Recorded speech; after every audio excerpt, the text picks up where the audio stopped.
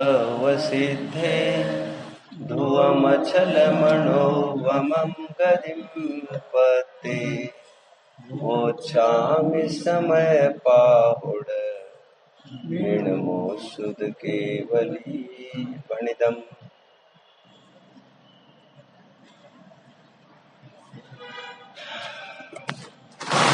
आत्म प्राप्ति के अभिलाषी समस्त जीवों,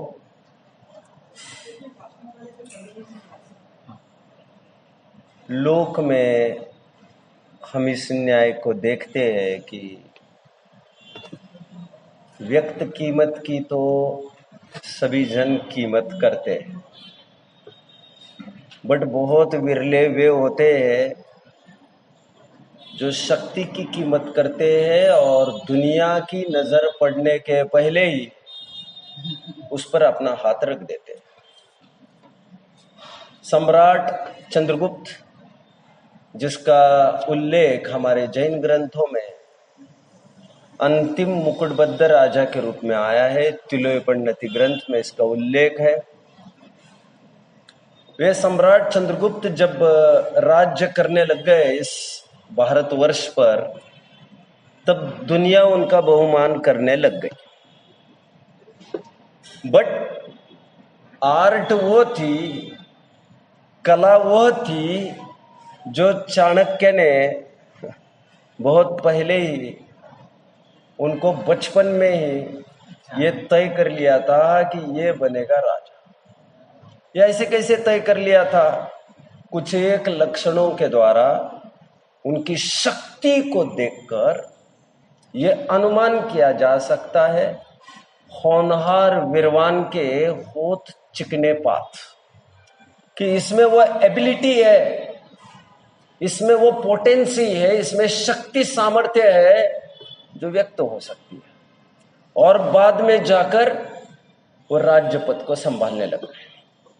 लोक में भी ऐसा होता है, जब जमीन के भाव चढ़ जाते हैं तब तो वहां पर तो लाइन लग जाती है, और 100 रुपए की वस्तु 90 में मिले तो खुश हो जाते हैं। बट आप यकीन मानो 20-30 साल पहले जब इसको कोई 5 रुपए में भी नहीं पूछता था, तब इसको खरीदने वाले ने 6 रुपए में खरीदा। उन्होंने ये जाना कि ये मौके की जगह को छोड़ना नहीं चाहिए, आज नहीं सही कल इसकी वैल्यू होगी। 2 चीजें काम में आई उसकी, एक कन्विक्शन, कॉन्फिडेंस, और एक पेशेंस। 2 चीजों का 2 क्रियाएं होना जरूरी है। एक तो अटल विश्वास कि इसमें यह शक्ति है, यह हो पाएगा, और फिर धैर्य भी चाहिए उस बात को। मोक्ष मार्ग के दृष्टि से विचार करें तो एक श्रद्धा है और एक चारित्र है। महावीर को तो आज बहुत जन पूछने लग गए, क्या दिगंबर और क्या श्वेतंबर, क्या देहरावासी और क्या स्थानकवासी, क्या तेरापंथी और क्या 20पंथी, और क्या क्या क्या क्या क्या तारणपंथी और क्या क्या। लेकिन ये सब आज पूछ रहे हैं महावीर को। हाँ या ना महाराज जी? आज मतलब 2500 वर्ष पहले की मैं बात कर रहा हूं, जो 2500-2600 वर्ष पहले जो भी कुछ होगा, उनको आज सभी जन नमोस्तु कर रहे हैं। बट यह व्यक्त भगवान की कीमत हो रही है आज। आप यकीन मानना, उसके हजारों वर्ष पहले भी एक जन ने यह निश्चित किया था कि मैं भगवान हूं अभी। और वो किसने निश्चित किया था? स्वयं महावीर ने। व्यक्तता की महिमा दुनिया को बहुत बाद में आती है, बट शक्ति की महिमा जिसको आती है वो समय से पहले ही अपनी सुध ले लेता। दुनिया तो आज उनको कह रही है आप बड़े महिमावंत हो, वैभवशाली हो, लेकिन महावीर ने कितने ही भाव पहले स्वयं को ऐसा अनुभवा कि मैं शक्ति रूप भगवान हूं, मैं अपने में परिपूर्ण और संपूर्ण हूं, मुझे किसी की जरूरत नहीं। रोटी कपड़ा मकान के बल पर जीने का मेरा स्वभाव नहीं।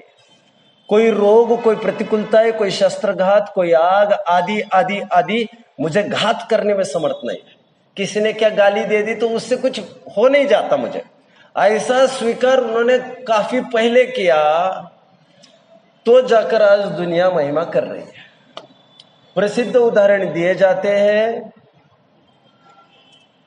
कि मूर्ति, भगवान की मूर्ति होने के बाद तो दुनिया उसे देख रही है, महिमा कर रही है,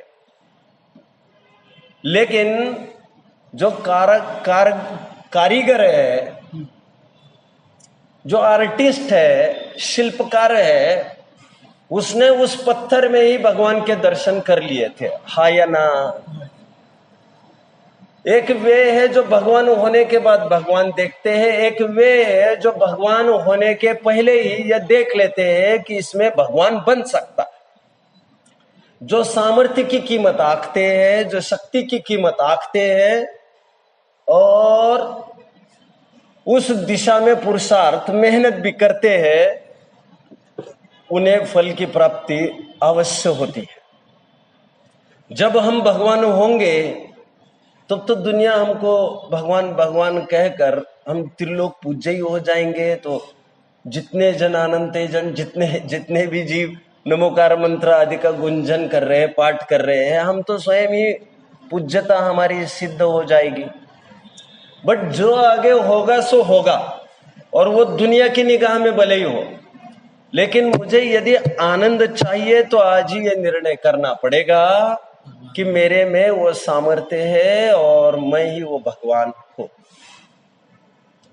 दुनिया जिस पानी को शुद्ध रूप से पीती है, I am talking about corporation का जो पानी होता है, म्यूनिसिपैलिटी का जो पानी होता है, मैं उसकी बात कर रहा हूं फिलहाल।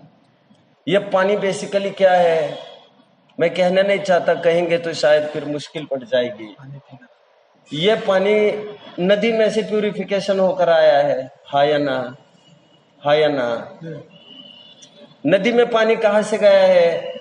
नालियों में से गया है, हाँ या ना, हाँ या ना महाराज जी। जितने भी सीवेज टैंक से उसमें से ही पानी गया है, हाँ या ना महाराज जी। मतलब जो लैट्रिन बाथरूम जो करते लोग, वही पानी उस रूप हो गया, हाँ या ना। और वही पानी आज फिर से मुंह में आ गया, हाँ या ना। बारिश का भी पानी होता है। पार्डन? बारिश का भी पानी होता है। अरे भी में तो दुनिया है। बारिश के पानी के रिजर्वायर्स तो नहीं है ना अलग से, जिसका लेकर पाइपलाइन हमारे तक आती हो। हमारे घर तक आने वाले पाइपलाइन की चर्चा चल रही है, और वो अलग सी तो है नहीं। इसलिए सदाचारी जीव तो इसका भी ग्रहण नहीं करते। वे तो जो एकदम शुद्ध माने गए हैं, प्राकृतिक, जैसे कुएं का पानी। तो ऐसा होता ही नहीं। कैसा? ये पानी का ये पानी तो अपने में ही रहता है, पर फिर क्या लेना। लेकिन जिसे खाने का पीने का भाव आएगा, वो तो इतना अकल लगाएगा कि नहीं लगाएगा? बाहर जाएगा तो लगाएगा, अंदर रहेगा तो नहीं लगाएगा। बराबर। और जो अंदर है उनकी तो चिंता कर भी नहीं रहे, ना चर्चा कर रहे हैं। जिसको पीना पड़ रहा है, चिंता उसकी चल रही है, तुम्हारे हमारी। पीना तो पड़ रहा है ना हमें, कि इतना ही बोल के अंदर ही चले जाने वाले हो। ऐसा कोई चमत्कार तो होने वाला नहीं है कि अभी बिना पिए रह जाएंगे। हम तो पानी की, अरे हम तो 2 घंटा भी यहाँ आ रहे, फिर भी घड़ा लेके आ रहे कि कहीं बीच में प्यास न लग जाए। सामायिक में बैठने के पूर्व भी घड़ा लेके बैठे, क्योंकि बाद में पीना पड़ सकता है। मैं ये कह रहा हूं, जिसको पीना है वो सब विचार करता है। मैं जो कह रहा हूं ध्यान दीजिए। मैं ये कह रहा हूं, शुद्ध पानी के 2 रिजर्वायर्स नहीं हुआ करते इस दुनिया में, ये शुद्ध पानी और ये अशुद्ध पानी। उसी अशुद्ध पानी में से वो शुद्ध पानी जितना निकला है सो निकला है, हाँ या ना। उसी अशुद्ध अवस्था में किसी ने ये देख लिया कि पानी 2 अलग अलग थोड़ी होते हैं, इसमें से अशुद्धता को हटाया जा सकता है। उसने ऐसा जाना कि जहां पर पानी के कण है वहां पर गंदगी के कण नहीं है। भले दुनिया को यह दिखता होगा लेकिन परमार्थ से ऐसा नहीं है। परमार्थ से गंदगी के कण गंदगी में है, पानी के कण पानी में। जिसने ऐसा शक्ति रूप अनुभवा वही उसमें प्रोसेस कर पाएगा और उसी में से शुद्ध पानी निकाल पाएगा। हा या ना? इस जगत में दो प्रकार की खदानें नहीं हुई है महाराज जी। ये 24 कैरेट गोल्ड की खदान और ये मतलब रॉ गोल्ड की खदान। खदानें दो हुआ नहीं करती। जैसे मैं अभी कह रहा था, पानी के रिजर्वायर्स दो हुआ नहीं करते। जितना भी शुद्ध पानी तुम्हें दिखाया गया है, दिखाया जा रहा है, that is extracted water, that is processed water. वो को ओरिजिनल फॉर्म उसका वैसा था नहीं। उदाहरण मेरे एक देश हो रहे होंगे, लेकिन आप सब समझ रहे होंगे मेरी बात को। जितना भी सोना 24 कैरेट में चमचमाता हुआ, लोग उसको गले में पहनने में एक गौरव का अनुभव करते हैं। शायद वे उस सोने को देख न पाए जब वो खदान से निकला था। लेकिन 2-5 आदमी वहां पर खदान पर ही खड़े थे और बड़ी बड़ी बोलियां लिए जा रहे थे। और वो सोना तब इस हालत का था कि इसमें तो किट्ट कालिमा से युक्त था ये, और तब सोना जैसे इसमें कुछ भी नहीं लगता था। हाँ या ना? लेकिन कोई उसमें देखता है इसी में से सोना निकल सकता है।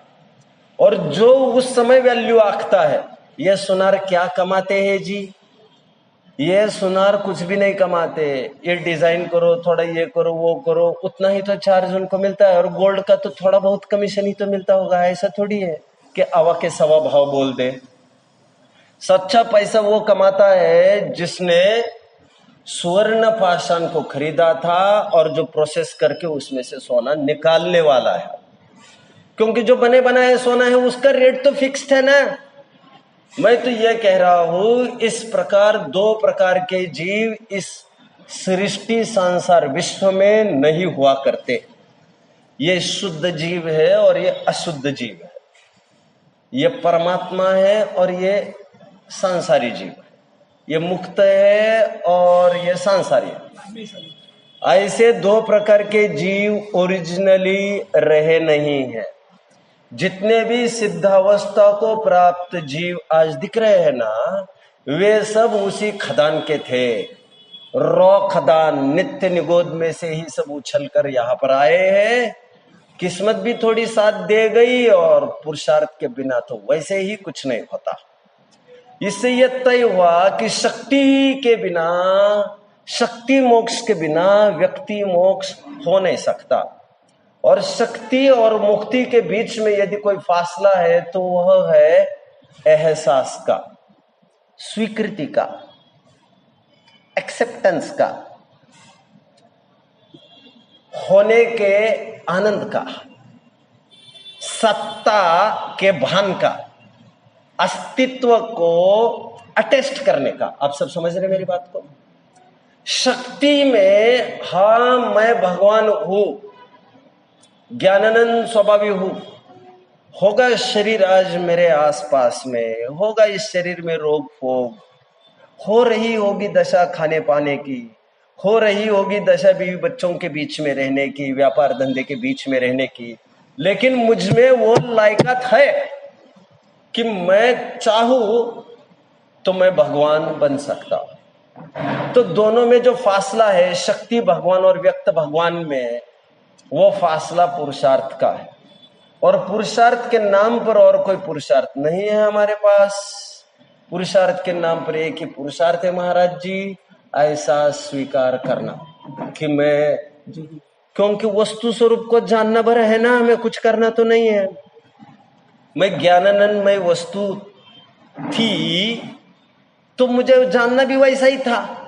तो स्वयं को जो ऐसा अनुभवेगा सामर्थ्यशाली, वो पर्याय में भगवान अवस्था को प्राप्त होगा।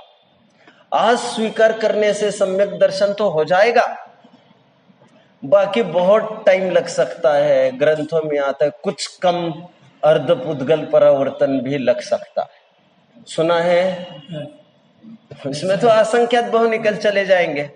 सम्यक दर्शन होने के बाद भी इतना टाइम अभी संसार में रखड़ सकता है, बट अभी उसका काम होगा। तो जिसने ये देख लिया है एक बार, जिसको इसका रस मिला है, वो कितना भी भटके भी बीच में, तो लौट कर फिर से आएगा, उसको ये धुन खींच लाएगी। आचार्य अमृतचंद्र स्वामी, वैसे तो आचार्य कुनकुन देव समस्त सिद्धों को यहाँ नमस्कार कर रहे, लेकिन अमृतचंद्र स्वामी जी अवसर पाकर यहाँ पर सभी जीवों में सिद्धत्व की स्थापना कर रहे हैं। मैं भी सिद्ध अपने आप में परिपूर्ण, आप भी सिद्ध अपने आप में परिपूर्ण। हाँ, आपकी परिपूर्णता मेरे काम की नहीं, मेरी परिपूर्णता आपके काम की नहीं। आप परिपूर्ण हो आपके लिए, मैं परिपूर्ण हूँ अपने लिए। सबका वैभव अपने अपने लिए ही है। यहाँ पर कोई भी किसी चीज का भोग नहीं कर सकता। एनीवे, इस प्रकार यहाँ पर स्वयं के तथा पर के जीवों में सिद्धत्व की स्थापना आचार्य देव कर रहे। और मैंने कल कहा था आपको, पत्थर में भी एक बार स्थापना होने के बाद हम उसे बाद में वो पत्थर न देखकर वस्तु देखते हैं। और यहाँ पर तो स्थापना करने का अर्थ ही ये है, मैं तो शक्ति रूप से विद्यमान हूँ और उसे द्रव्य दृष्टि से ऐसा देखना। मैंने कल कहा था, परम शुद्ध निश्चय से ऐसा अनुभवना है कि मैं ज्ञानानंदमयी हूँ, मैं अनादि निधन हूँ, पर से असंबद्ध असंयुक्त हूँ। ऐसी अनुभूति हमें वहां तक सिद्धावस्था तक ले जाए।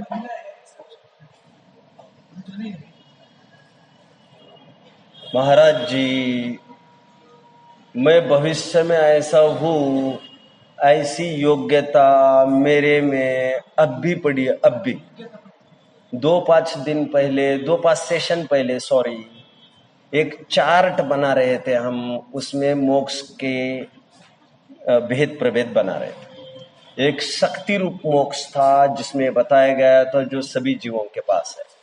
इसका जिक्र मैं पहले भी कर चुका हूँ। ऐसी शक्ति तो अभव्य में भी है,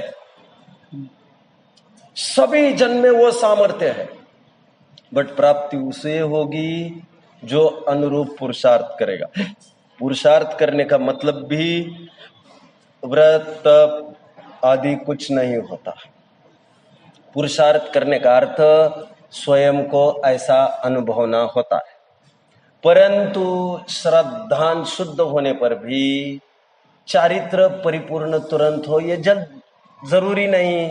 इसलिए बीच की मजबूर अवस्था में वह जीव संरक्षण के रूप में स्वयं ही व्रत तपों को अंगीकार करता है। लेकिन व्रत तप ये बागड़ है, फेंसिंग है, किसके लिए, किसकी रक्षा करने के लिए, यही यदि पता नहीं हो तो ऐसा तो आदमी देखने में नहीं है मेरे जो केवल बागड़ बांधता हो और अंदर में कुछ भी नहीं रखा हो। अरे ये क्या बात हो गई।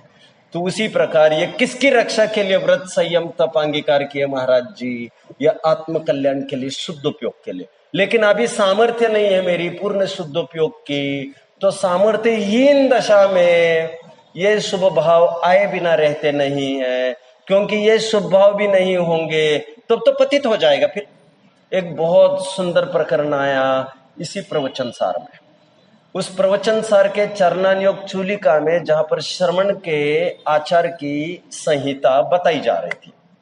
वहां पर किसी मुनिराज को यह पता चला कि अरे ये जो मैं 28 मूल गुणों का निरतिचार पालन कर रहा हूं मतलब उस संबंधी जो भाव कर रहा हूं, शुभ भाव, उससे तो बहुत आश्रय होता है। ऐसा किसी को पता चला कि इससे आश्रय होता है तत्वार सूत्र का 7वां अध्याय। पहला सूत्र कौन सा है? Please again. शाबाश शाबाश शाबाश। हिंद, आप लेट आ गए, अब मौके पे चौका नहीं बैठा। और कब कोई चीज आपके काम की होगी ये मैं भी सोच नहीं सकता। आपको इस सेशंस को तो चुकाना नहीं चाहिए। मेरा दावा है कि जीवन में हमारे आंख में आंसू नहीं आएगा। इस वस्तु स्वरूप को समझना बेहद जरूरी। एनीवे, मैं कुछ बात कह रहा था, प्लीज हेल्प मी। आश्रम। मैं ये कह रहा था, हिंसा नृत्या ब्रह्म परिग्रहेभ्यो विरतिर्व्रतम। 7वां अध्याय तो आश्रव का अधिकार था, हा या ना? 6वां और 7वां अध्याय आश्रव का अधिकार कहा है, और व्रतों को कौन से अधिकार में लिया जा रहा है जी? कुछ तो बोलिए, प्लीज तो बोलिए। एवं व्रतों को आश्रव का कारण कहा जा रहा है तत्वार सूत्र में। व्रतों को निर्वाण मोक्ष का कारण नहीं कहा जा रहा है। लेकिन ग्रंथों में कदाचित ऐसा लिखा मिले तो समझ लेना चाहिए उपचार का कथन आया है, क्योंकि जिनवानी में परस्पर विरोधी कथन हुआ नहीं करते, अपेक्षाएं जरूर हुआ करती है। परस्पर विरोधी कथन आया है तो इसकी कुछ अपेक्षा होगी, इसकी कुछ अपेक्षा होगी। आगम तु संदधित न तु विघटयेत। जब भी आगम में दो प्रकार के कथन आए जो परस्पर विरोधी भाषित हो, तो उन दोनों के बीच में विघटन नहीं कराना चाहिए, उसकी संधि मिलाने की कोशिश करना चाहिए। मैंने अभी ये कहा कि ये व्रत संयम भले ही बीच में आ पड़े, ये व्रत पादी, लेकिन फिर भी ये सब आश्रव, व्रत को आश्रव का कारण गिनाया है। हो अनुव्रत अथवा हो महाव्रत भी, ये महाव्रत का पालने का भाव भी बंध का कारण है। भले ही होगा वो पुण्य बंध का कारण, ले जा सकता है ऊंची ऊंची प्रकृतियों तक, लेकिन है तो बंध का कारण। निर्जरा स्वयं को देखे बिना होती नहीं है महाराज जी। संवर निर्जरा मोक्ष तीनों स्वलक्षी परिणाम है। संवर और निर्जरा एक देश स्थिरता के साथ किए गए स्वलक्ष्य परिणाम है, और मोक्ष पूर्ण स्थिरता के साथ किया गया स्वलक्ष्य परिणाम है। संवर निर्जरा और मोक्ष का कारण आत्मलक्ष्य ही होता है। पर लक्ष्य जब जब भी होगा, अर्थात पराधीनता हुई, वो सब आश्रव का कारण होता है। फर्क इतने में ही पड़ता है कि पाप आश्रव है कि पुण्य आश्रव है। प्लीज बोलिए। लक्ष्मी क्या लेना है? स्वलक्ष्मी क्या लेना है? स्वलक्ष्य का तात्पर्य मैं आत्मा ऐसा भान, उस पूर्वक स्थिरता। स्वलक्ष्य का अर्थ श्रद्धानापेक्षा भी ले सकते, चारित्रापेक्षा भी ले सकते, सम्यक दृष्टि भी, जब जब भी विकल्प की भूमिका में आते और पर लक्ष्य हो जाता है। सुनते हैं भरत जी को 72 जिनालयों की स्थापना का भाव हुआ। मेरा यह प्रश्न है, जो जिनालयों की स्थापना का भाव हुआ, ये क्या है? स्वलक्ष्य है या परलक्ष्य है? महाराज जी ये क्या है? परलक्ष्य ही है। इसमें लगने की कोई बात नहीं है, कोई धोखा नहीं है। मेरे आत्मा के अलावा और कोई भी महिमावंत चीज उस दुनिया में नहीं। लोग चले हैं जन्नत को पाने की खातिर। लोगों को इत्तला कर दो, माँ बाप घर पर ही है। क्या कहा महाराज जी? लोग चले हैं जन्नत को पाने की खातिर, लोगों को इत्तला कर दो, माँ बाप घर पर ही है। घर आए नाग न पूजे एंड वामी पूजन जाए। क्या कहा मैंने महाराज जी? ये तो समझ में आ रहा होगा ना इतना कि ये खोलना पड़ेगा। जो हमारा विद्यमान भगवान है, जो हाजिर भगवान है, उसके अलावा कहीं भी लक्ष्य जाना यह आत्मघात है। यह आत्मघात तुम्हें भले ही व्रतों तक ले आ पाया, बट फिर भी आत्मघात है। आत्मा से तो तुम चूक गए। इसलिए परसों मैं कह रहा था शुभोपयोग भी अपराध है। उसको ग्रंथ में दो प्रकार की, बोलिए बोलिए, हाँ बेड़ी, वही कह रहे थे आप। दो प्रकार की बेड़ियां गई है, एक लोहे की और एक सोने की। यहाँ पर अमृतचंद्र स्वामी जी ने ये उपकार किया हमारे ऊपर, यह कहकर हमें एक दिशा दिखा दी कि सब में सिद्धत्व की स्थापना की। जैसे सिद्ध की बात आती है, हमारा ध्यान उनकी तरफ जाता है जो सिद्ध शिला पर विराजमान है, सिद्ध चक्र के रूप में। बट यहाँ पर ध्यान आकर्षित किया जा रहा है कारण शुद्धता पर, कारण सिद्ध पर। वे कार्य सिद्ध है और मैं कारण सिद्ध हूं। रोटी होती है और आटा होता है, आटे में वो सामर्थ्य है। अचानक कोई मेहमान आ जाए अचानक, और 2 ही रोटी थी हमारे पास, 2 रोटी मेहमान खा गया, और फिर उसने पूछा और रोटी है? तो माँ क्या कहती है? माँ क्या कहती है कहती है, वाह मजा आ गया। जबकि है क्या वहां पर, लेकिन उसको आटे में रोटी की संभावना दिखती है। और आटा है तो झट मंगने पट गया, 2 मिनट का काम है ना, रोटी है ना। तो ठीक उसी प्रकार शक्ति में व्यक्ति का दर्शन होना, व्यक्ति में शक्ति का दर्शन होना, ये आर्ट है।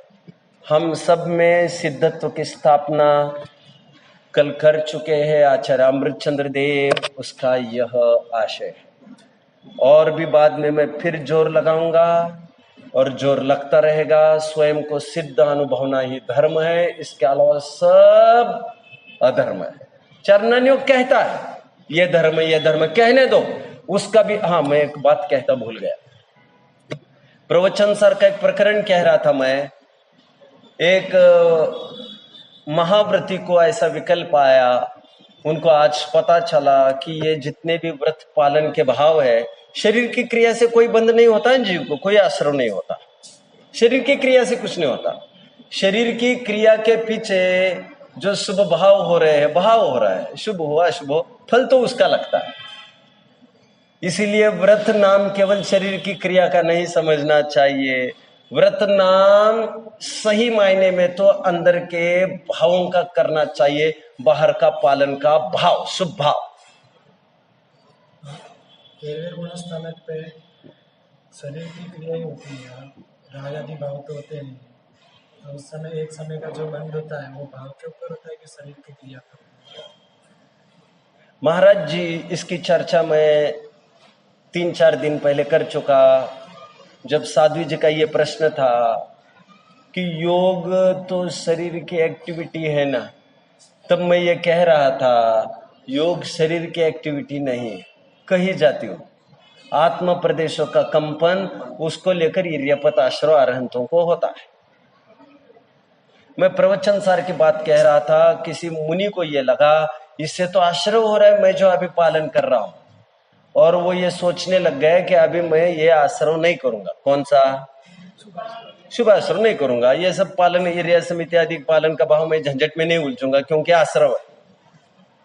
उसने सही विचार किया है क्या? आचार्य देव वहां पर उत्तर के रूप में कहते हैं, माना कि इससे लेप होगा, लेकिन इस अल्प लेप से अभी बचने की कोशिश करोगे तो महालेप को प्राप्त होगे, धड़ाम गिर जाओगे पहले गुणस्थान में और फिर गृहस्थी बसा लोगे, फिर रोटी ठोकते रहोगे, फिर मार्केट जाना, फिर धूप झेलना, नौकर चाकर ये सब बनते रहोगे।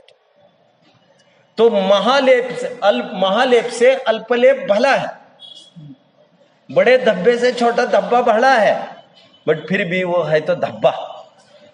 जब शुद्धोपयोग की तुम्हें प्रचुरता ख्याल में आए और ये छूट जाए तो तुम्हें you shouldn't feel down, then you shouldn't lament over, you shouldn't feel regret. आप समझ रहे हैं?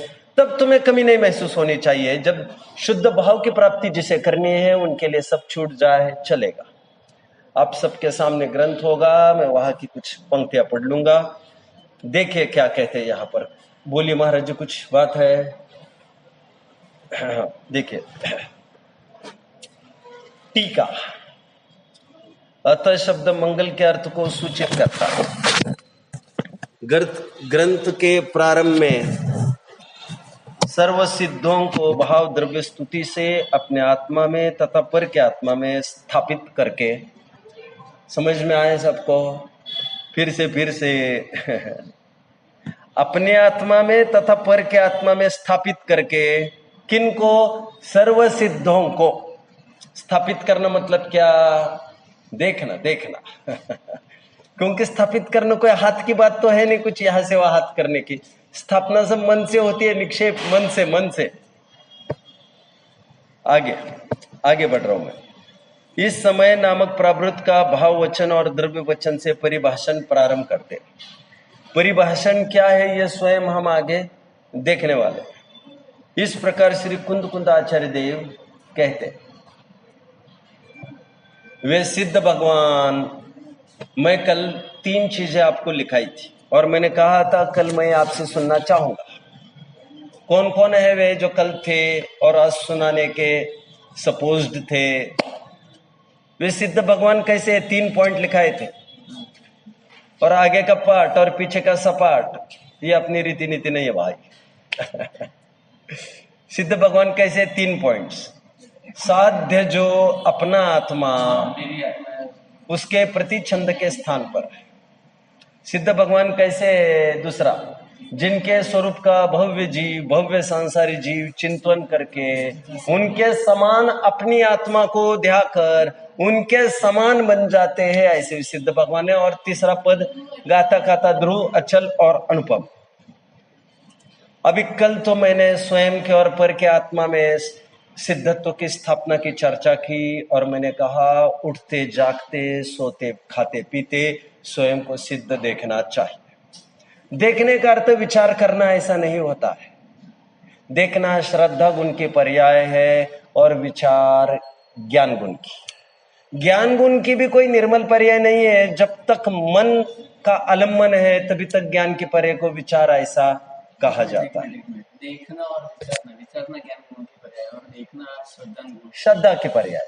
तो अब देखना मतलब कैसे देखने का, वो ऐसा तो है नहीं, कोई चित्र तो है नहीं किसी को जो चित्र को देखा जाए। महाराज जी, इंद्रियों से तो वैसे ही कोई ज्ञान नहीं होता।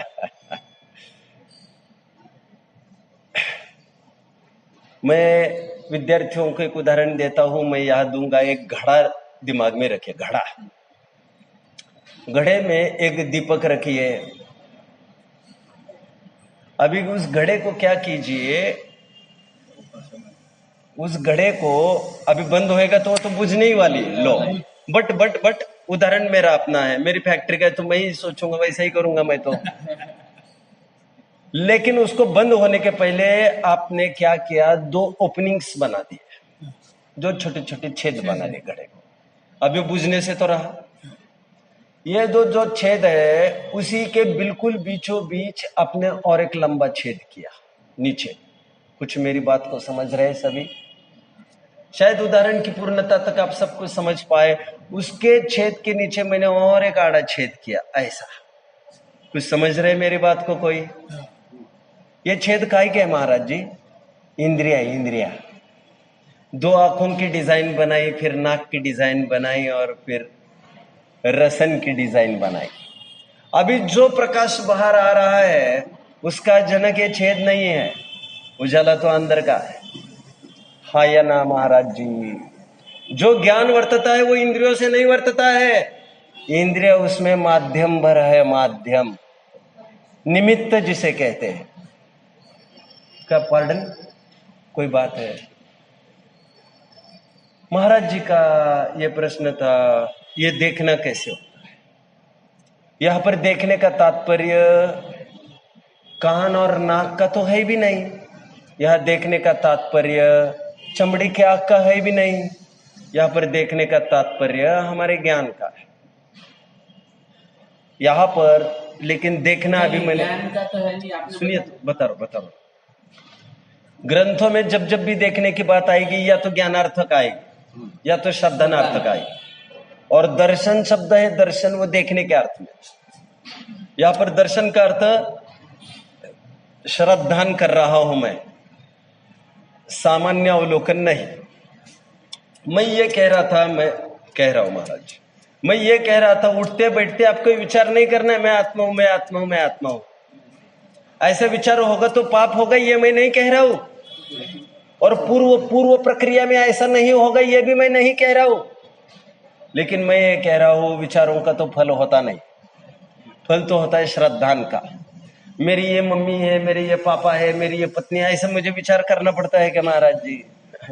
श्रद्धान में जो बहुत गहरी जाकर बैठी है वो उसको बता देती है, वो विचार माला थोड़ी पेरी जाती है उसकी। उसी प्रकार सम्यक दृष्टि होने पर भले ही युद्ध का विचार हो, 7 तत्व का भी विचार न हो। रामचंद्र जी इसीलिए परेशान है, मेरी सीता को किसने दिखाया? और वे बादल को पूछ रहे हैं, वे पेड़ पौधे को पूछ रहे हैं, मेरी सीता को किसने देखा? और है कौन? महाराज जी रामचंद्र जी। क्षायिक संकेती है, क्षायिक, औपशमिक और क्षौपशमिक भी नहीं, और तद्व मोक्षगामी बैठे ही। बहुत अल्पकाल में टेक ऑफ होने वाला है इनका। और इनकी यह हालत है। तो ये विचार करते समय ये अर्थ ध्यान है कि और कुछ है महाराज जी? अर्थ ध्यान ही है, अर्थ ध्यान ही है महाराज जी, क्या डरना है इसमें। और अर्थ ध्यान 5वें गुण स्थान तक होता ही है। अरे 6वें गुण स्थान में भी निदान नामक अर्थ ध्यान छोड़कर बाकी सभी अर्थ ध्यान होते हैं, पढ़ लीजिएगा तत्वार सूत्र आगे। तो ज्ञानी हुआ तो क्या हुआ? ज्ञानी हुआ तो इतना ही हुआ, उसका श्रद्धान सम्यक हो गया, ज्ञान सम्यक हो गया, लेकिन साथ में उसकी परिणति तो अभी बाहर है, उपयोग तो बाहर है, उसको लेकर उसे आकुलता जरूर होगी। मैं ये जरूर कहना चाहता हूं, आकुलता का स्तर वैसा नहीं होगा जो ठेठ अज्ञानी का होगा। अरे अनंतानुबंधी नहीं रही है अभी तो, अप्रत्यक्ष है ना, और तो स्वयं माइंड है ना उससे। मुझे तो ये कहना है कि वह विचार बाहर के विषयों का है, लेकिन श्रद्धान अटल है। स्वयं को फिर भी उस काल में आत्मा देख रहे हैं, अनुभव रहे हैं और मान रहे हैं कि ये जो सीता के प्रति मेरा विचार बन रहा है, अभी जो भाव हो रहा है, अशुभ भाव है अशुभ भाव है महाराज जी। अब पत्नी ही तो है, ऐसी कोई खास बात थोड़ी है कुछ। वो कोई भगवान की रक्षा की, जिनाले की रक्षा का भाव होता तो सोचा जाता कुछ और। यदि वो साधर्म्य ये सोचकर करे तो शुभ भाव के भी दायरे में चला जाए। लेकिन फिलहाल तो वह मेरी पत्नी है। अरे भैया उसमें क्या बात होगी?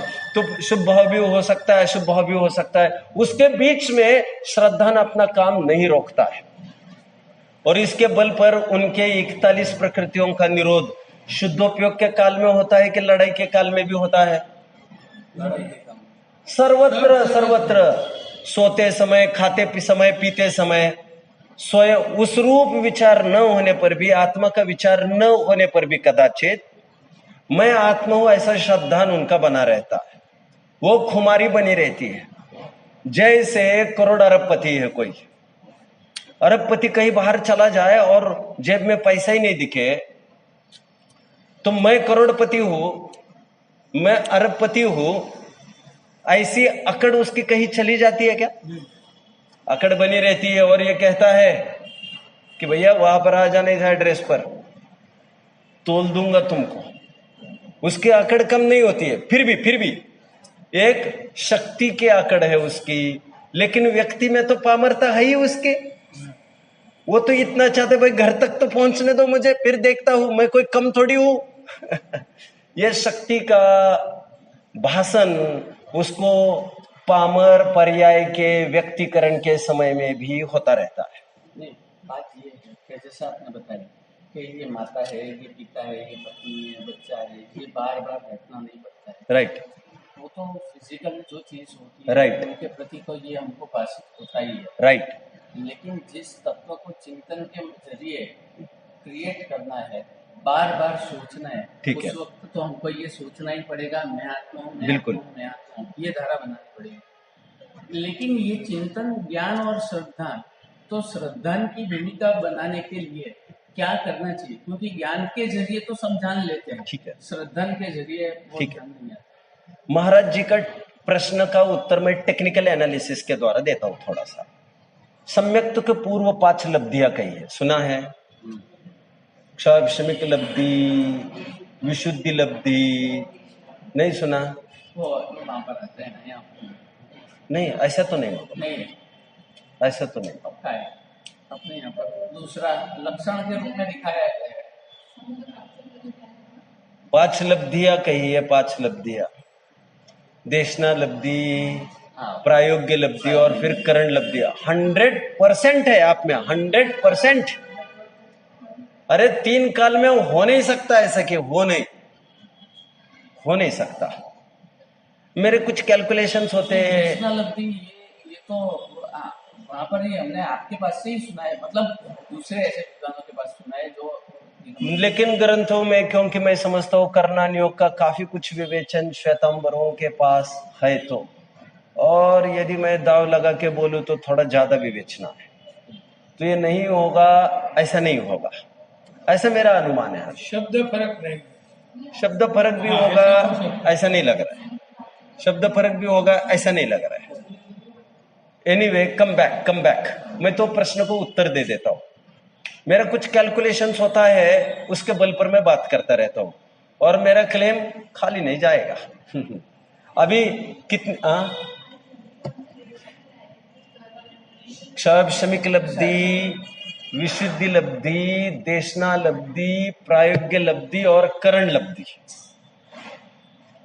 फिर इसी करण लब्धि के 3 अंश कहे हैं, अदक करण, अपूर्व करण और अनिवृत्ति करण। ये तो सम्यक, अरे ये तो 8वें 90 गुणस्थान के तो नाम ही है। मतलब इसका लक्षण है, पाने के लिए पहला स्टेज है, बाद में सम्यक पाता।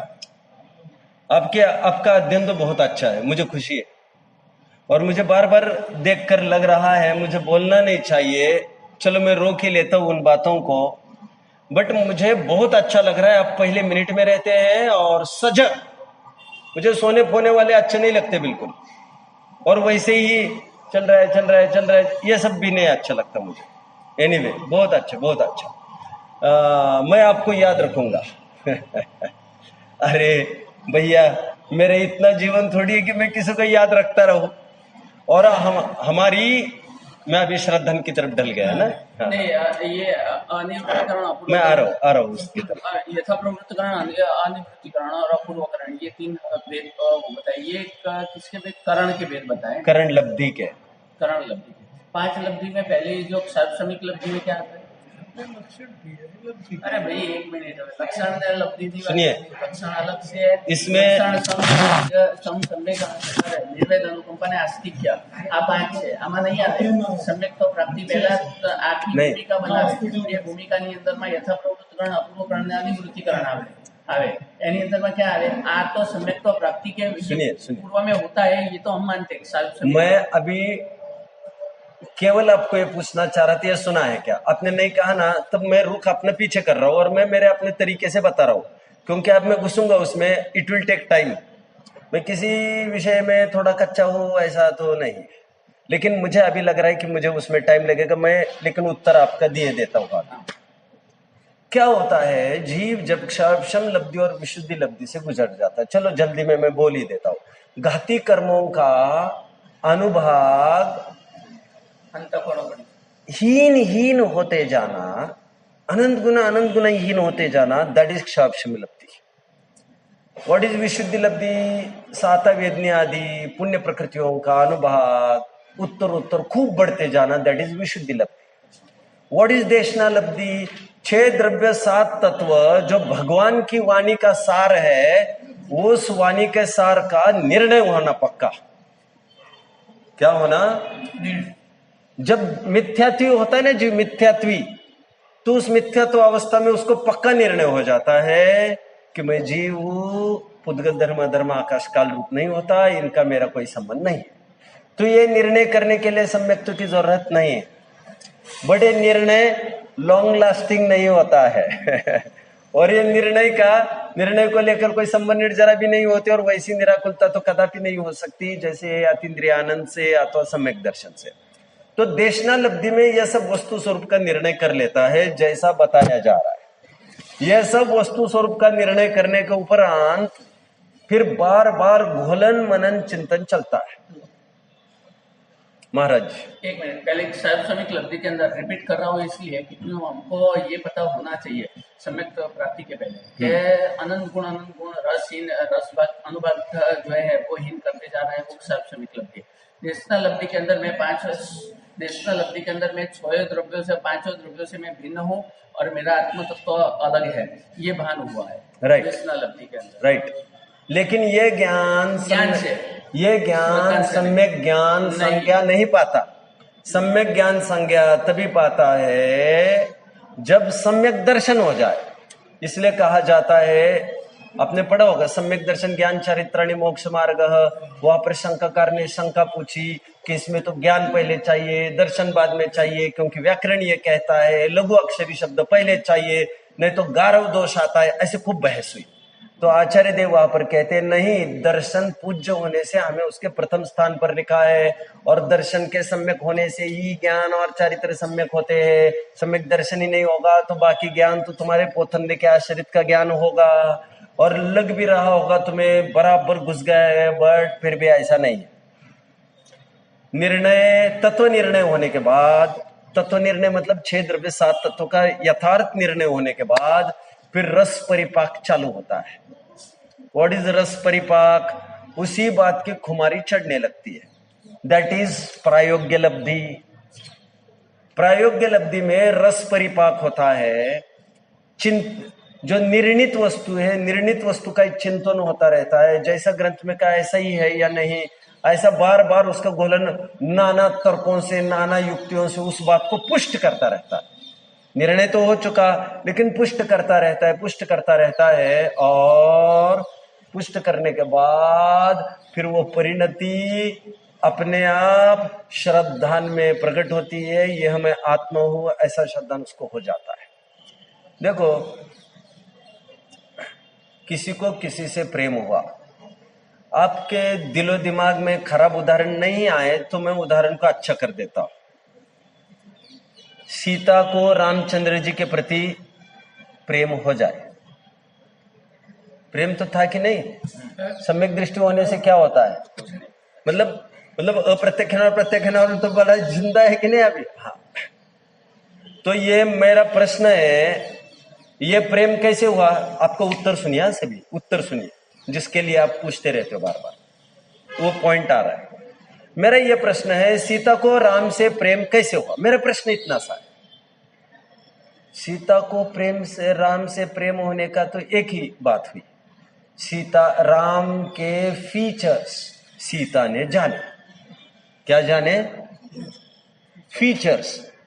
फीचर मतलब उसकी प्रॉपर्टीज, उसके धर्म जाने, मतलब हाँ बड़ा न्यायप्रिय है, अच्छा ऐसा भी है, हाँ पुरुषोत्तम कहा जाता है। और अभी वो तो खैर घटनाएं बाद में घटी, लेकिन मैं पहले बता रहा हूं आपको। जब उनके पिताजी ने उनको वनवास की आज्ञा दे दी और लोग उनको चिढ़ाने लग गए, अरे ये क्या बात हो गई, बाप पक्षपात करते, तो उन्होंने सबको कहा था मेरे पिताजी ने मेरे बारे में जो सोचा है वो उत्तम ही सोचा होगा। मुझे अयोध्या जैसे छोटे से राज्य को राज्य में सिमटना वे नहीं देखना चाहते, इसलिए इतना विशाल दंडकारण्य का राज्य मुझे दिया है।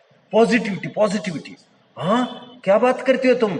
माता पिता का इतना आदर करता है, ऐसा करता है, वैसा करता है, इतना प्रेम रखता है, इतना प्रजा के प्रति वात्सल्य है, यह सब महिमा वो जानती रही। कौन? सीता।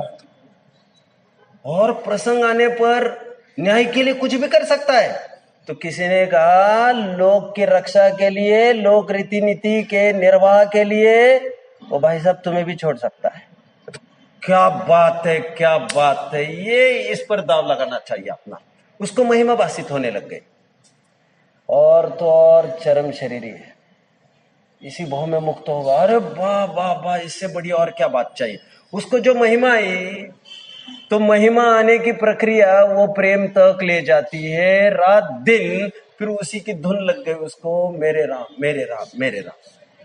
अभी उसके बल पर वो शादी का प्रसंग सामने खड़ा है। मान के चलिए राम को देखा नहीं, कोई फोटो वोटो का जमाना नहीं होगा, तो रामचंद्र जी सामने खड़े हैं और सीता खड़े, मतलब बैठे, और सीता यहाँ बैठी है। तो प्रसंग ऐसा आता है ग्रंथों में कि वो सीता ने घूंघट लिया है, होगा जमाने की बात होगी कुछ, तो घूंघट जो लिया है उसने, यहां तक सीता ने, वो पंडित ये कह रहा है आहुति दो आहुति दो, और बार बार सीता भूले जा रही है आहुति देने के लिए। महाराज, मैं अग्नि वगैरह का समर्थन बिल्कुल नहीं कर रहा हूं, लेकिन जो उस समय में जो स्थिति है, मैं उसके बारे में कुछ नहीं बोलना चाहता। एनीवे, और काफी कुछ रामायण जो हम तुम बोलने लग गए, यही तो पता नहीं चलता यार ये रामायण है किसकी। बौद्ध क्लेम करते या हमारी है, हिंदू क्लेम करते या हमारी है, मुझे उस क्लेम के उलझन में नहीं पड़ना।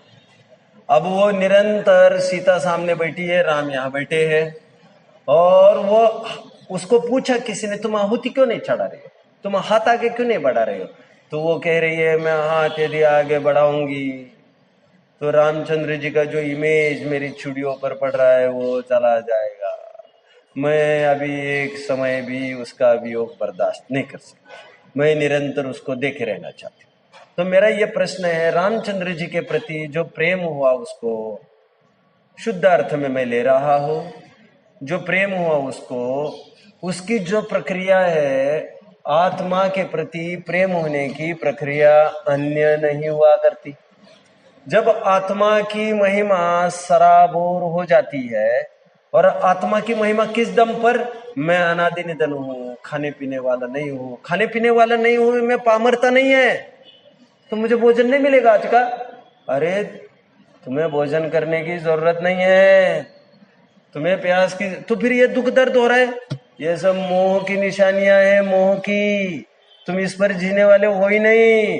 तो इसमें जो अमरत्व देख सकता है उसको आत्मा की उत्तर उत्तर महिमा आने लगती है, और वो एग्जैक्ट पॉइंट जिसमें अपने आप में ही समा जाता है और सम्यक दर्शन को प्राप्त होता है। यदि बुद्धिपूर्वक कुछ काम है तो इतना ही है कि ग्रंथों में जैसा कहा है वैसा विचारे, तर्क युक्ति से परीक्षा करते रहे।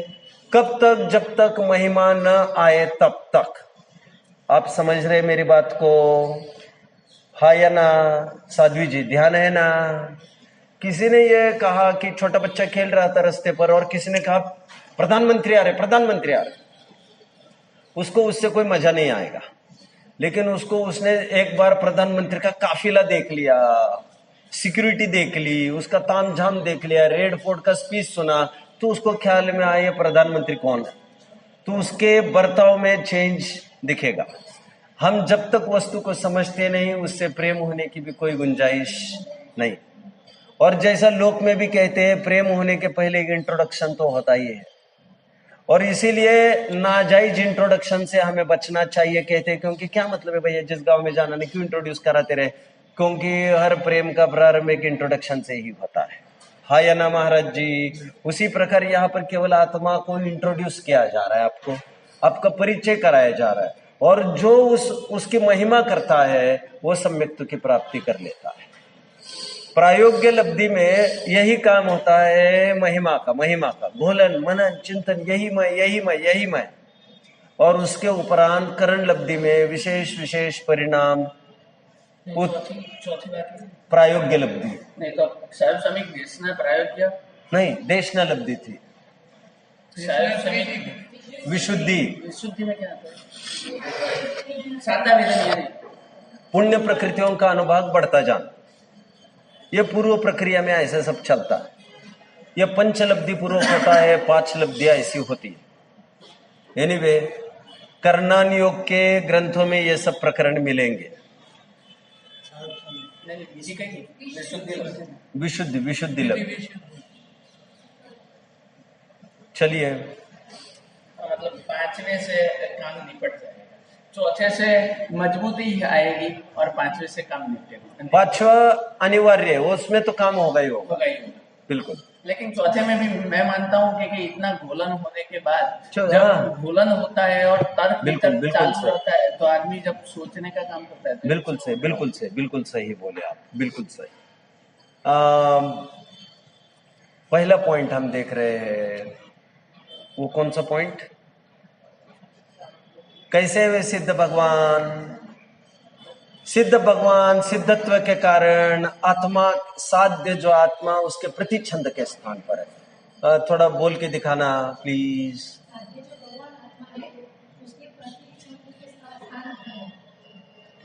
अब तो पढ़ के दिखा रहे वो लाइन भी। आपको तो चाहिए था ग्रंथ में पढ़ के आए, थोड़ा वो लाइन भी पढ़ के आए होमवर्क के रूप में, तभी फलदायी होता है। वही गोलन मनन चिंतन चाहिए, वही स्थान पर। अब मैं थोड़ा इसको समझा देता हूँ, ये क्या कहना चाहते देखिए।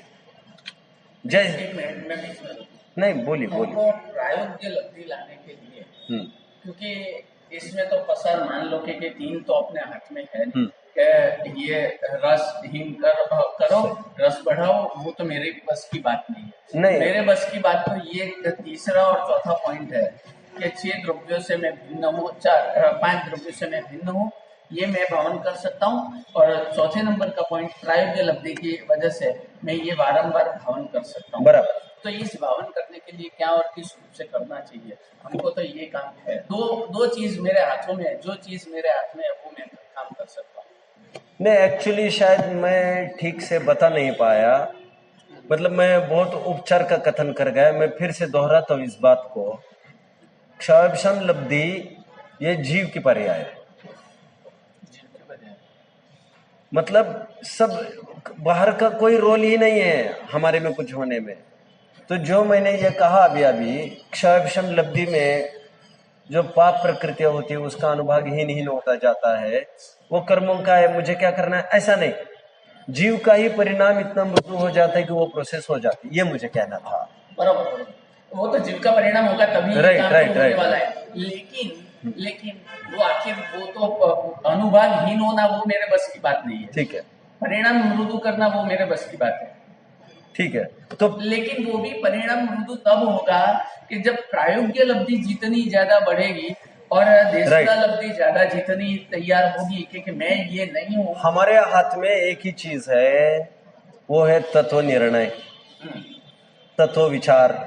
श्रीमद जी की भाषा में कर विचार तो पाम, विचार करेगा तो पाएगा। टोडरमल जी की भाषा में देखो तत्व विचार की महिमा। तत्व विचार से युक्त जीव व्रत तपश्चरण भी ना करे, विशेष कोई गोरख धंधे ना करे, फिर भी वो सम्यक्त्व का अधिकारी है। और कोई जीव तत्व विचार के बिना भी खूब व्रतों का पालन करे, खूब तपश्चरण को करे, फिर भी वो सम्यक्त्व का अधिकारी नहीं। देखो तत्व विचार की महिमा, ऐसा डाला। फिर यही तत्व विचार तत्वार श्रद्धान रूप परिणमित हो जाता है। तत्वार श्रद्धान भी उपचार का कथन है कहने का, परमार्थ कथन तो आत्मा का श्रद्धान की बात है, क्योंकि 7 तत्व आपने कहे तो विकल्प तो हो ही गया, और अनुभव की दशा तो निर्विकल्पात्मक है। और वहां पर ये जीव है, ये आश्रव, ये बंध, संबंध, निर्जर, या जीव, ऐसा कोई विकल्प नहीं रहता। इसलिए आत्म श्रद्धान जो हुआ, आत्मानुभूति हुई, वही निश्चय सम्यक दर्शन है, और वो निर्विकल्पात्मक है। तत्वार श्रद्धान को जो सम्यक दर्शन का लक्षण बताया, ये उपचार का कथन है। देव शास्त्र गुरु को, सच्चे देव शास्त्र गुरु के श्रद्धान को सम्यक दर्शन का लक्षण बताया, ये भी उपचार का कथन है। इतने मात्र से कोई सम्यक दृष्टि हो नहीं जाता महाराज, लेकिन मूल सम्यक दर्शन की भूमिका जरूर बना देता है, क्योंकि तुम यही मंडराते रहेंगे, यहाँ अड़ोस पड़ोस में तुम झांकते रहेंगे, तब तो फिर काम नहीं होगा तुम्हारा। तो ये बात, क्या मुझे पहले पॉइंट नहीं, हमको तो अभी रुकना वहां पर है, क्योंकि प्रायोग्य लब्धि के लिए क्या करना चाहिए। बात ये है कि वो बार बार अनुभव, ये तो हमने समझो के मान लिया कि ये मेरा द्रव्य और बाकी का 5 द्रव्य, धर्म अधर्म रूपी मैं नहीं हूँ, आकाश, ठीक है, ये तो भावन कर दिया। मैं और एक कोशिश करता हूँ। हाँ, वैसे अभी तक मैं ये कह रहा था, हमारा काम मात्र जानना है। हाँ, हम आत्म स्वरूप को जाने, हाँ, उसी से महिमा होगी और उसी से सम्यक दर्शन भी आ जाएगा। हाँ। लेकिन मैं और एक बात कहता हूँ, थोड़ा और दूसरे तरीके से समझाता हूँ, थोड़ा कारगर होगा आप लोगों को भी, सबको। जैसे देशना लब्धि में क्या होता है वो बता रहा हूं मैं। देशना लब्धि में क्या होता है, तत्व निर्णय होता है। तत्व निर्णय मतलब जैसे कोई मेरे ऊपर दोषारोपण कर रहा है, मुझे भला बुरा सुना रहा है बार बार, और मुझे कषाय आ रही है। मैंने ये कदापि नहीं कहा उसके कारण कषाय आ रही, ध्यान से सुनना। वो मुझे दोषी ठहराते, बार बार मुझे परेशान करते, यार मैंने तो कुछ भी नहीं किया। हाँ बात सही है, इस वो में नहीं किया होगा कुछ लेकिन ऐसा तो कुछ होता नहीं एनीवे। बट मुझे बार बार फिर वो कुछ कहे, फिर मुझे कषाय हो। तो आत्मचिंतन करना मतलब क्या करना, सामायिक करना मतलब क्या करना, वो मैं बता रहा हूं अभी। तत्व विचार करना मतलब क्या करना, वो मैं बता रहा हूं। तत्व निर्णय मतलब क्या करना, वो मैं बता रहा हूं। सम्यक दर्शन की तलहटी कैसे तैयार करना, भूमिका, वो मैं बता रहा हूं। जैसे फॉर एग्जाम्पल, मुझे आज गुस्सा आया, किसी ने गाली दी थी बाहर, तो किसी ने मेरी बात नहीं मानी, तो विचार करे शांति से बैठकर, जो मुझे गुस्सा आया है उनकी गाली से तो न मानने से नहीं आया, मेरे मनवाने की बुद्धि से मुझे गुस्सा आया। समझ रहे महाराज जी मैं क्या कह रहा हूं? मैंने दूसरों को अपना कर्म माना, स्वयं को उनका कर्ता माना। हमने आज तक माना पाला है, पोसा है, नालायक कहीं के। हम इतना भी नहीं कर सकते, इतना भी नहीं बोल सकते बच्चों को। तो आज तक तुमने करता देखा।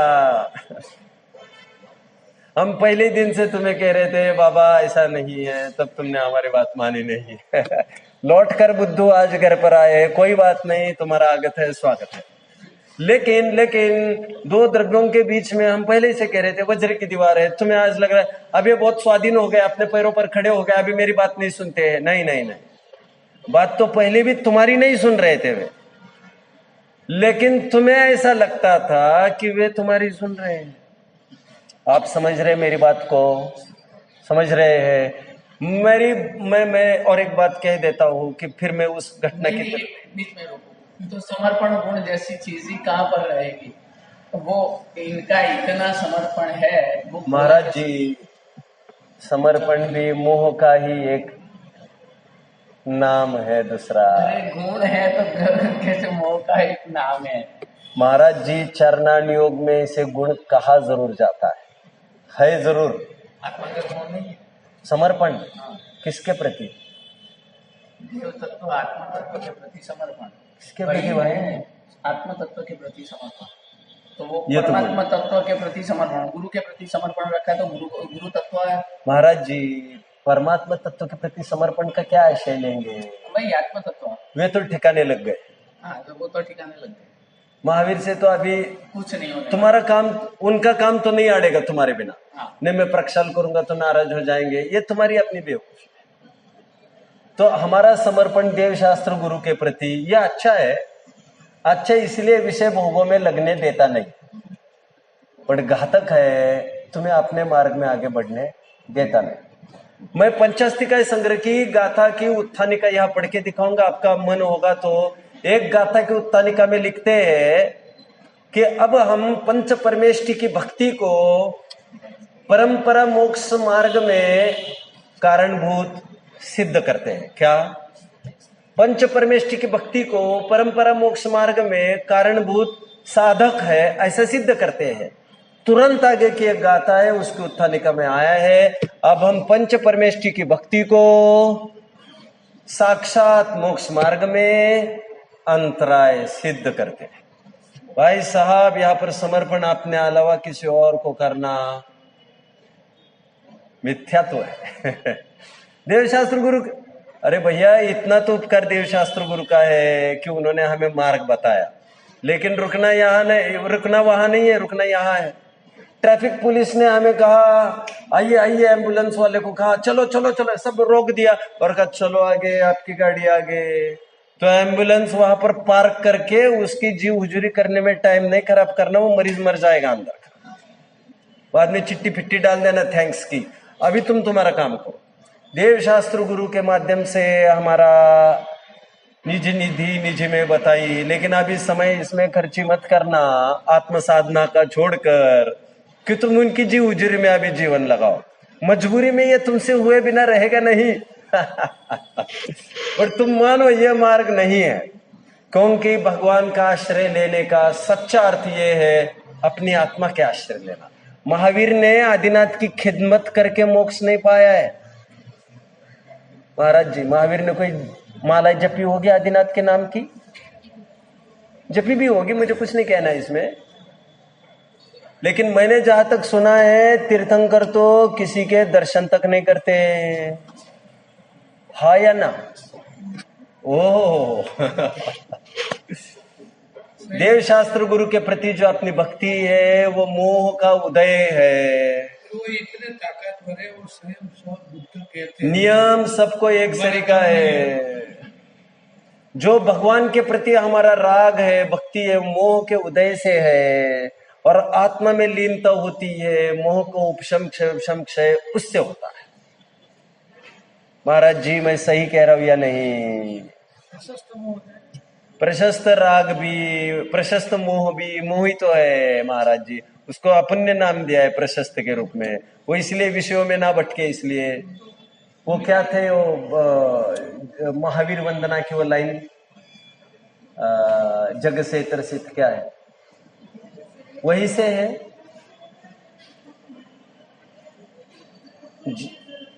राइट, सुनिए, गा सकते हो मेरे साथ। जग से त्रसित शरण त्यो आया, प्रभु शिवपुर पहुंचाओ। नहीं, और एक सुना, वो लड़की क्या है, हाँ, दुष्टों से बच पितु ग्रह आकर। उदाहरण को समझे महाराज जी। दुष्टों से बच पितु ग्रह आकर, कन्या जो हर्षावे। कुछ समझ रहे महाराज जी? अरे गुंडों ने घेर लिया लड़की को, बेचारी कुंवारी थी, कॉलेज जा रही थी, और महिलाओं के पास लूटने के लिए कुछ बहुत बड़ी संपत्ति है, जो पुरुषों के पास ऐसी नहीं है। इज्जत इज्जत। तो लड़की की तो जान ही निकलने लग गई। हाय ना महाराज जी, जब गुंडों ने घेरा उसको, उसकी तो जान निकल गई, लेकिन दूर से ही अपने बाप को देखा उसने, और ये देखा कि बाप की निगाह मेरी तरफ पड़ गई। अंदर में कैसा लगता है? वो ये सोचती है ये तो बहुत खतरनाक है और ये तो बहुत ताकतवर है। तो जैसे बाप वहां पर आते ही अपने आप सब बाजू हो जाते हैं। तो कन्या को घर पर आकर कितना अच्छा लगता है, हाँ या ना? सुनिए, दुष्टों से बच पितु ग्रह आकर, कन्या जो हर्षावे, पितु भी उसको धूमधाम से निज घर में पहुंचाए। पिता भी ये सोचता है बैठकर, अरे यार ये नाटक बहुत टाइम नहीं चलेगा, मैं सदा काल उसके साथ रहूंगा, ऐसा तो है नहीं। तो यदि परमार्थ रक्षा करनी है लड़की की तो क्या करना पड़ेगा? मैं उसके साथ सदा काल रह सकूंगा, उसको अपने घर में भेज दो।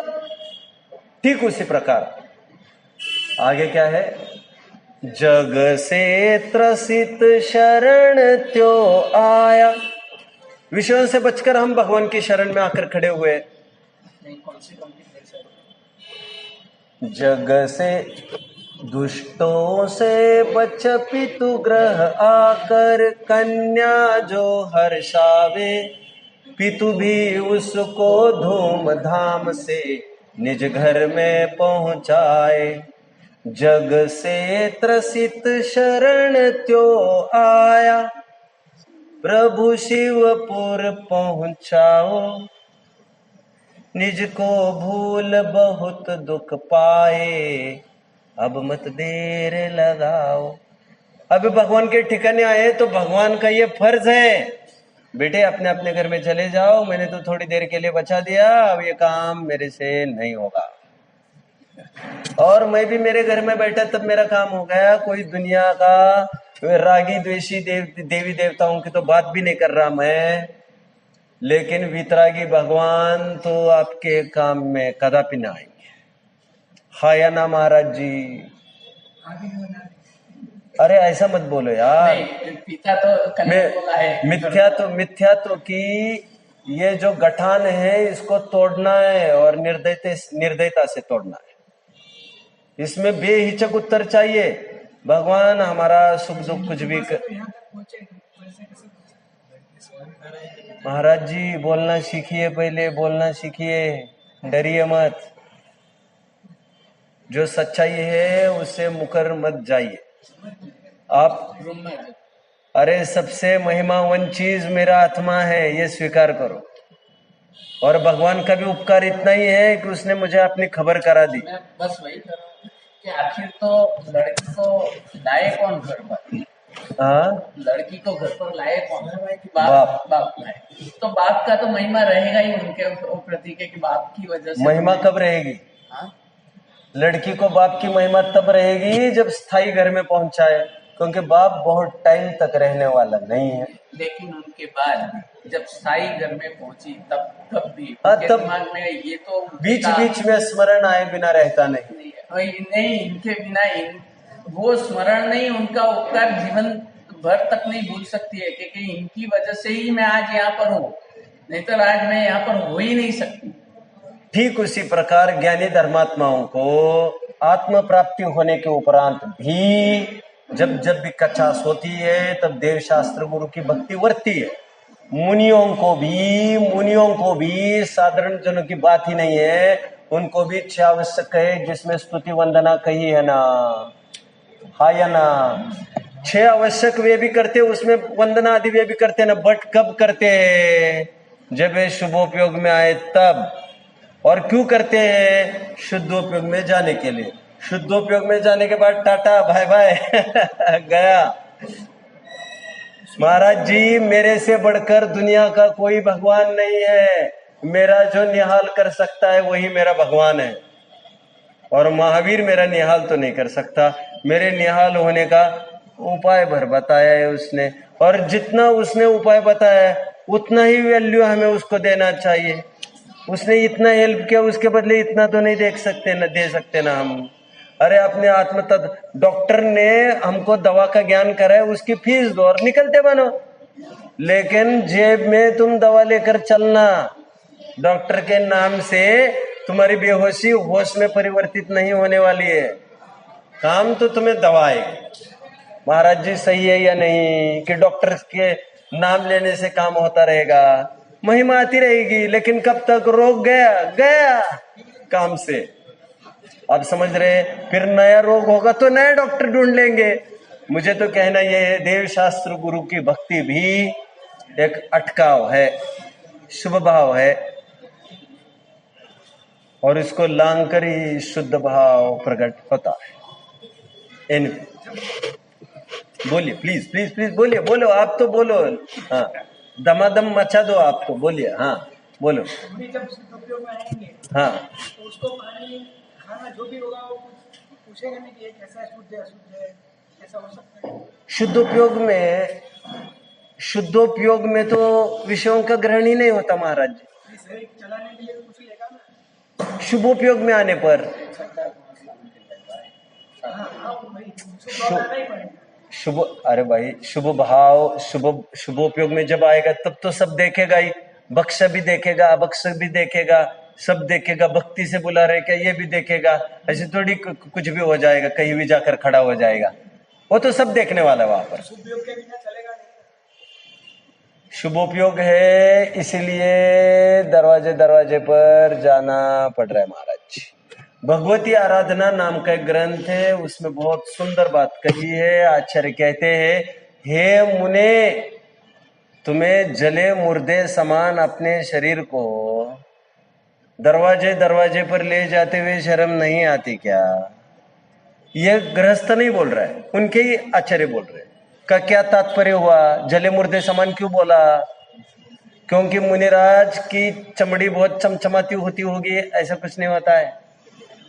बेचारे, उनको नहाना न धोना, उनको कुछ न करना, पसीना आया, धूप लग गई, कीचड़ आ गया, अरे खत्म। सजने संवरने के लिए तो दीक्षा नहीं है। स्व शरीर संस्कार का तो त्याग ब्रह्मचर्य व्रत की भावना में वैसे ही बताया है। अरे मैं क्या कह रहा हूँ वो बात तो सुनो। तो उसको टिकाने का हमारा ठेका है क्या माता जी? और उसकी फिरक में हम अपना जीवन तबाह कर दे क्या? और ऐसे तबाह करते ही आए ना टिकाने के नाम पर। रास्ते का आदमी भी शरीर को टिकाने के लिए सब कर रहे हैं ना माता जी। ये कब तक चलेगा ये? और जब विकल्प की भूमिका में आ रहे, टिका ही रहे, उसको थोड़ा थोड़ा डाल ही रहे हम। मुनिराज के आहार की चर्या के 5 नियम बताए, गर्त पूरण बताया या नहीं? अक्षमृक्षण बताया नहीं? हाँ या ना? अग्निशामक नहीं सुना? 5 चीजें जो मैं कह रहा हूं समझ में आ रहा है? ऐसा है, जब भी आहार लेते मुनिराज 5 बातों का विचार करते। गर्त पूरण, जैसे गड्ढा भरना होता है तो बहुत सोचते हैं कि बहुत A1 क्वालिटी का मार्बल ग्रेनाइट आना चाहिए तो गड्ढा भर। अरे भैया, गड्ढा भरना है हमको, तो उसमें केवल बक्सा का विचार करते हैं, रस निरस का विचार करते हैं क्या? अग्निशामक, आग को बुझाना है तो विचार करते हैं कि कौन सी कंपनी का पानी है, बिस्लरी है कि एक्वा है कि मैंने तो मानिक चंद वाला मंगाओ। ये तो मजबूरी की भूमिकाएं है। और हमने धंधा हमने अपना जीवन आत्मकल्याण के लिए समर्पित किया है, लेकिन हमें बाहर आना पड़ता है तो जाना पड़ता है, वो भी तरीके से ही जाएंगे। कोई हम गृहस्थी बसा के तो नहीं बैठ जाएंगे, लेकिन वो अपराध है बाहर जाना। मैं ये कह रहा हूं, जब तक ये दिमाग में बैठती नहीं, तब तक आत्मा की महिमा आ सकती नहीं।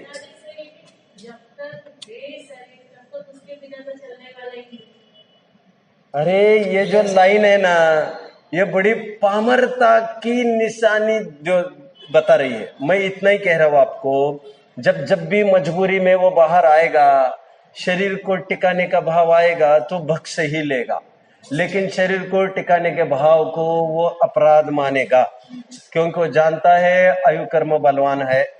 नहीं तो सल्लेखना आदि अभी जैनेतर तो समझ ही नहीं पा रहे, वो तो आत्महत्या कहे जा रहे उसको धड़ल्ले से, और हम समझते परेशान हो गए उनको। भैया ये मर्जी से लिया हुआ एक निष्प्रतिकार है, जब अभी प्रतिकार नहीं हो सकता तो अंत में वही उपाय है हमारे पास। ये गर्भ पुराण अग्निशामक, फिर अक्षमृक्षण ये तो कई इंद्रियों को नहीं। अक्षमृक्षण मतलब जब भी बैलगाड़ी का पहिया चलता, बैलगाड़ियां चलती थी पहले, तो वो 10, 20, 25 किलोमीटर चलने के बाद थोड़ा वो कीव आवाज करने लगती थी, तो उसको थोड़ा लुब्रिकेंट डालना पड़ता था, तेल। कबीरा क्षुदा कु करी करत भजन में भंग, या को टुकड़ो डारी के करो भजन निशंक। ये थोड़ा उसको डाल देना तो खुश होता है। एक होता है गोचरी। अब गोचरी का अर्थ भी समझा देता हूँ। हम गोचरी कहते आ रहे हैं। गोचरी का मतलब होता है, उसके तो कई अर्थ बनते हैं, मैं तो अपना मतलब का अर्थ निकाल रहा हूँ। जैसे गधे होते हैं, वो घास खाते समय जड़ से उखाड़ देते हैं उसको। माता जी आपको समझना जरूरी है, सब आता है, ऐसे थोड़ी आप दूसरी दुनिया में बीच में चले जा रहे हो। चलो कोई बात नहीं। तो मैं ये कह रहा हूँ, क्या कह रहा था मैं, गोचरी इसे कहते हैं जैसे गधा जड़ से खा लेता है, ऐसा अवसर ही नहीं रखता कि फिर से वो उगे, लेकिन गाय खाते समय इतना खाते जिससे वो फसल भी उगती रहे और उनके पेट भरते। मुनिराज उतना ही लेते हैं जिससे सामने वाले के माथे पर सल ना पड़े, उनको फिर से रसोई बनानी पड़े। तो स्पेशली मेरे लिए बनाई हो तो गया, इससे अच्छा तो मैं ही गृहस्थी बसा लेता, मेरे पीछे दूसरों को पाप तो ना होता।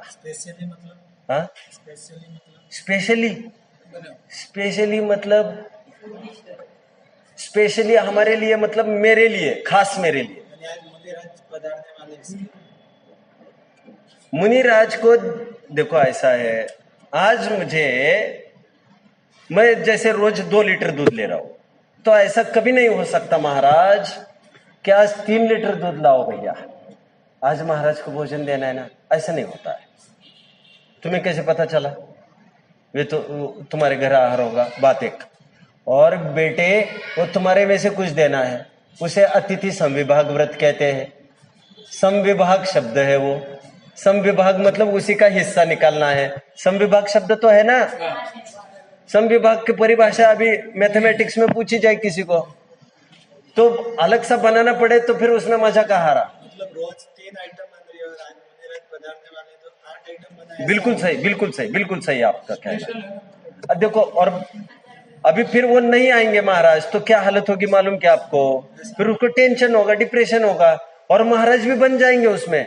महाराज को भी लगेगा इसका दिमाग, मतलब वो इसका मूड बिगड़ जाएगा, कुछ हो जाएगा, और फिर महाराज को भी पतन के अवसर खुल जाएंगे। तो वो एक प्रॉपर साइंस है उसका। मेरे निमित्त से किसी को बाहर नहीं चाहिए, सहजता में। देखो मैं आ भी सकता हूँ, नहीं भी आ सकता, मेरा कोई बात नहीं, कुछ नहीं है मेरा, और तुम्हारे में से जो होगा देख लेंगे। फिर तुम्हारे माथे पर सल नहीं चाहिए। अरे जगत पूज्य पद पर बैठे हम, पूज्यता हमारी बरकरार रखना हमारा फर्ज है। 5वां मुझे याद नहीं आ रहा, 5वां क्या है? अग्निशामक।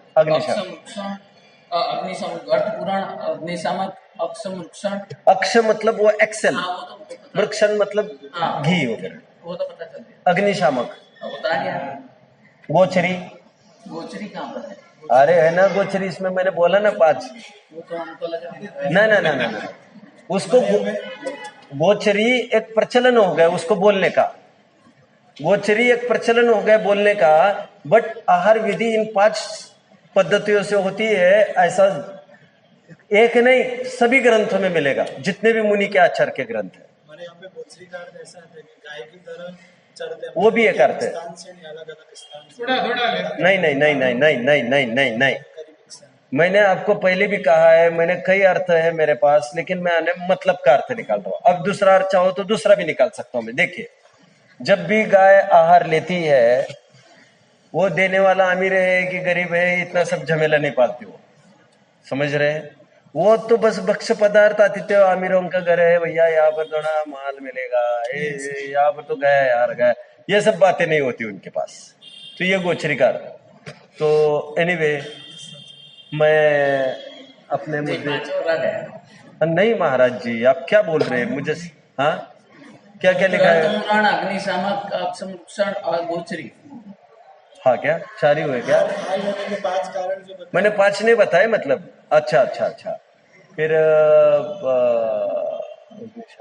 सुधा नहीं देने, पार्डन, नहीं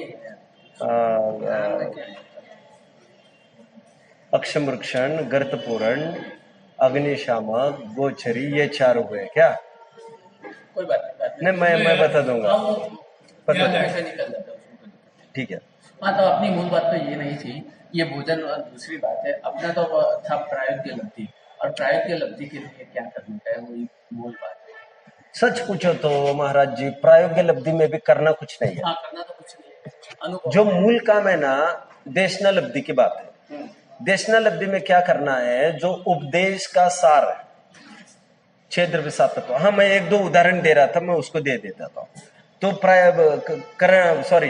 देशना लब्धि में क्या तत्व निर्णय, तत्व विचार के नाम पर, वो मैं बता रहा हूं। मुझे गुस्सा आया तो हमें यह विचार करना है उसने मेरी नहीं मानी इसलिए गुस्सा आया, ऐसा नहीं।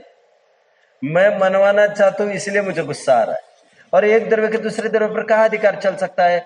दुखदाई मुझे वे नहीं है, दुखदाई नालायक मेरा वो लड़का नहीं है, लड़की नहीं है, नालायक ये राग द्वेष मेरा उनके प्रति।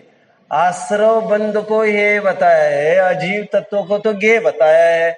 ऐसा निर्णय पूर्वक पहुंचकर वह अपराधों का कारण किसी और को ना देखे, और अपराध का कारण अपने में ही मिथ्या दर्शन, अविरति, प्रमाद, कषाय जो हो रहे उसी को कारण देखे, तो वो यथार्थ निष्कर्ष पर पहुंचकर आत्म प्राप्ति के भरसक उपाय उसी में होंगे उसके। इसे कह रहा हूं मैं देशना लब्धि, तत्व निर्णय। जीव आश्रय करने योग्य परम उपादेय, अजीव गेय, आश्रव बंद हेय, संबंध निर्जरा एक देश उपादेय प्रकट करने योग्य, और मोक्ष पूर्ण उपादेय प्रकट करने योग्य। मतलब यही मेरी दुनिया है, बाहर मेरी कोई दुनिया नहीं है, बाहर से कोई आता नहीं। ऐसा निर्णय होने पर अपने आप उसकी महिमा के रूप में गोलन मनन चिंतन चलना, उसे कहते हैं प्रायोग्य लब्धि। जिसे स्वाध्याय का वो अंग था ना, वाचना, प्रचना, अनुप्रेक्षा, अमनाय। अमनाय क्या होता है महाराज जी? किसकी परंपरा? दिगंबरों की कि श्वेतंबरों की? कौन सी ज्ञान की परंपरा? हाँ महाराज जी, ये बात नहीं चलेगी महाराज जी। परंपरा, आमनाय मतलब क्या? वाचना, प्रचना, अनुप्रेक्षा। आमनाय मतलब क्या? हमारे यहाँ पे 5 जो प्रकार थे तो अलग होते हैं, वाचना, प्रचना, परावर्तन, अनुप्रेक्षा और धर्म। आमनाय नहीं है क्या? क्या क्या 5 बोल के दिखाओ, वास्तविक आप बोल के तो दिखाओ मुझे, बोलो। वाचना, प्रचना, परावर्तन, अनुप्रेक्षा और धर्म कथा। इस तरह था, लेकिन फिर भी आत्मा का अर्थ ऐसा ऐसा तत्व और सूत्र के सूत्र में है। बोल के देखो, बोल के दिखाओ मुझे जल्दी, फटाफट। परावर्तना, बराबर, वही पुनरावृत्ति, ठीक है, बार बार। बिल्कुल आत्मा का बिल्कुल। अर्थ ऐसा भी होता है। सुनिए, सुनो, नहीं, आमनाय का अर्थ मैं बता रहा हूं आपको। आमनाय का अर्थ परिपाटी, ये तो सब जानते हैं।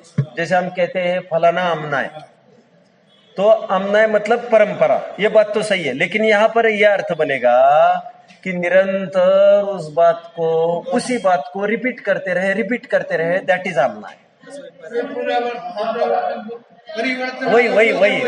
वही बात। तो मैं ये कह रहा हूं, जो प्रायोगिक लब्धि में बात है ना, मूल पुरुषार्थ देशना लब्धि का एक तत्व निर्णय का है।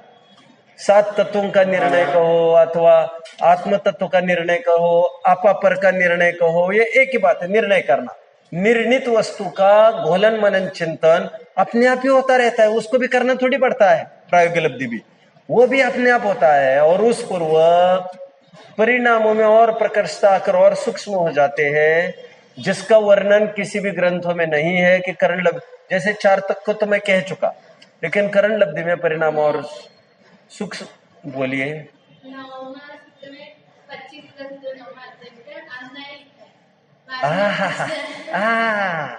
लपेटे में आ गए, सब लपेटे। मैंने हमने सुनिए, होने 12 तो हो गए महाराज जी, आपकी घड़ी बहुत दौड़ती रहती है। सुनिए, सुनो, चलिए, मैं फिर से आपको कह रहा हूं, आगम का अच्छा अध्ययन तो करना जरूरी है। हमें झटपट कोई उपाय मिलेगा, हम दुखी से सुखी हो जाएंगे, संभव तो वैसे भी है, बट हमारा समय कहाँ जा रहा है, ये विचारणीय बात है। हम जब आत्मा के लिए ही निष्ठावंत हैं, हम तो लीगल निष्ठावंत है, मतलब ऑथोराइज्ड है, हम ऑथोराइज्ड बराबर। जैसे मेरे पापा जी को कोई पूछो 6 द्रव्य बताओ और वो कहे मुझे नहीं पता, तो वो कोई ऑथोराइज नहीं है। लेकिन मैं को सब मैं बता नहीं सकता, अरे तुझे बैठा है काहे के लिए, फिर हम ऑथोराइज्ड होता, ऑथोराइज। तो हमें अधिक से अधिक जीवन हमारा पढ़ने में जाए तो मजा आ जाए। मैं ये नहीं कह रहा हूँ वो शब्द नहीं होगा जो ये कह रहे हैं, मैं समझ रहा हूँ सब। मैं ही स्वयं कह रहा हूँ कि ये शब्द नहीं होगा, ऐसा नहीं है, क्योंकि और भी विवक्षाएं और भी ग्रंथों में मिलती है, ये मैं भी जानता हूँ। मैं बोलकर अभी समय खर्च नहीं करूंगा, बट ऐसा है, बट हमें जानना चाहिए। ओम नमः।